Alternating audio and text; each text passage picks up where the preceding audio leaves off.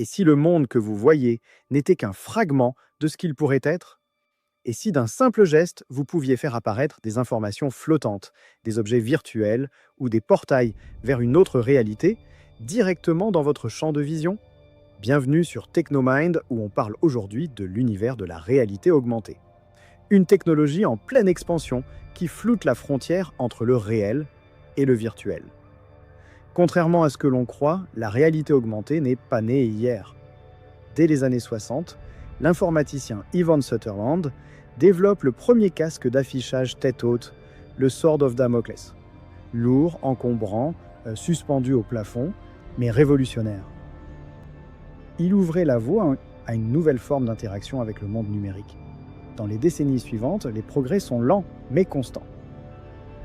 Dans les années 90, l'armée américaine commence à intégrer des interfaces en RA pour l'entraînement de ses pilotes.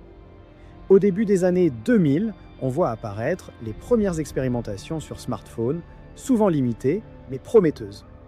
Puis, en 2016, tout bascule, Pokémon Go devient un phénomène planétaire. Des millions de joueurs explorent leur quartier, smartphone en main, à la recherche de créatures virtuelles.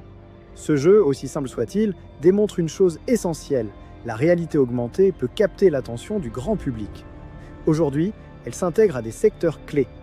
Dans la médecine, elle permet à un chirurgien de visualiser les organes internes d'un patient en temps réel, sans ouvrir le corps.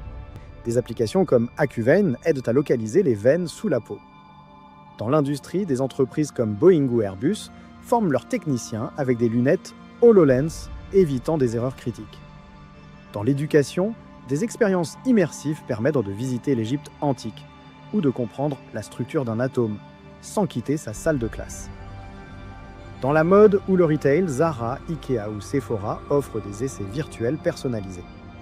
Ce que vous voyez n'est plus seulement ce qui est là, c'est ce que la machine vous aide à percevoir. Mais la réalité augmentée ne se limite pas à l'expérience utilisateur. Elle redéfinit nos interactions sociales. Imaginez une réunion où chaque participant porte des lunettes connectées. Les notes apparaissent en temps réel, les visages sont reconnus, les émotions analysées.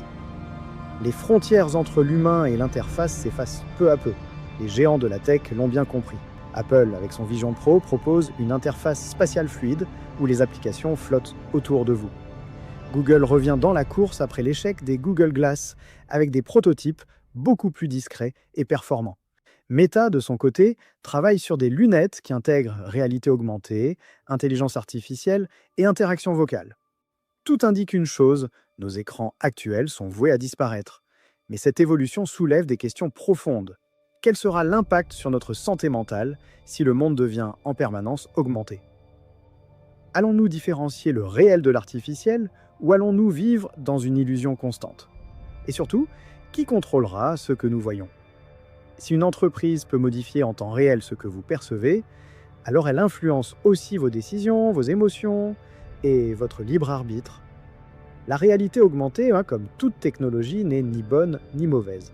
Tout dépend de l'usage qu'on en fait et de la manière dont elle est régulée. Mais une chose est sûre, bientôt nous pourrions vivre dans un monde mixte, où la réalité et le numérique cohabitent à chaque instant. Un monde où les murs parleront, les rues deviendront interactives, et les objets physiques auront une couche numérique invisible, mais omniprésente. Un monde où les souvenirs seront stockés dans l'air, visibles à travers des lunettes, où l'éducation, le travail, les relations seront transformés par une couche numérique intégrée à la vie réelle. La réalité augmentée n'est plus un rêve futuriste. C'est une révolution en marche, silencieuse mais implacable. Et la vraie question est, sommes-nous prêts à vivre dans un monde où tout ce que nous voyons n'est peut-être plus réel? Abonnez-vous à Technomind et entrez dans l'univers où la technologie redéfinit notre perception du réel. N'oubliez pas également d'aller visionner ma dernière vidéo.